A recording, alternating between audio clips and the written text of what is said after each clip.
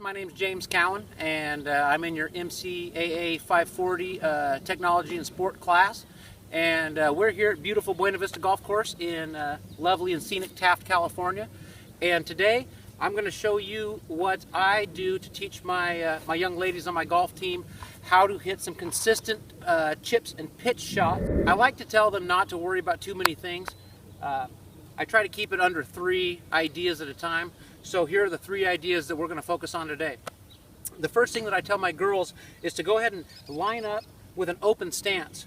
I don't want them squared up to their target. I want them to be, I got a lot of softball players, so what I tell them to do is go ahead and line up so your feet are pointing towards the third baseman.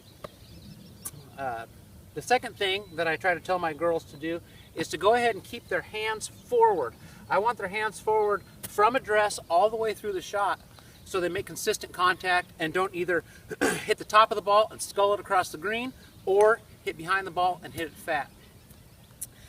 The third thing that I tell them to do is, after they've set up correctly, is go ahead and focus on contact and brushing that grass. A lot of them try to lift the ball up into the air, and if you're a golfer, I'm sure you know that that doesn't work.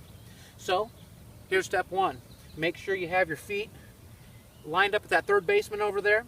Make sure those hands are forward, and then as they swing, go ahead and just brush that grass and focus on making square contact in the middle of the club face.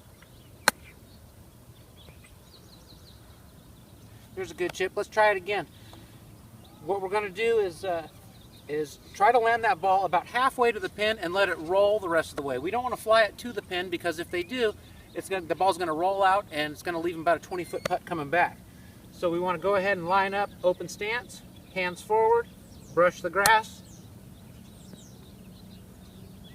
just like that. Now, and I'm going to show you a couple of tricks that I do with the girls to get a little confidence builder for them before they go out and play their round. What I've done here is I've put 4 tees around the hole, about 4 feet away, coming in from different angles so they can get a feel for how the putts are breaking at each particular hole location. So what I have them do is go ahead and start at one of the balls and try to make a nice smooth stroke.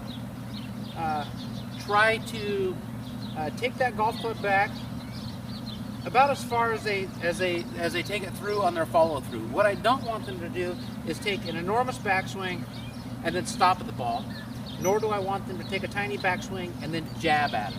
So what we're trying to do is to get a nice fluid motion that's equidistant back and through. So they'll take a little practice stroke, trying to keep that head still and those eyes down, and make a putt. And then they move on to the next spot. That putt broke a little bit to the right, so I'm expecting this next putt to be uphill and pretty straight.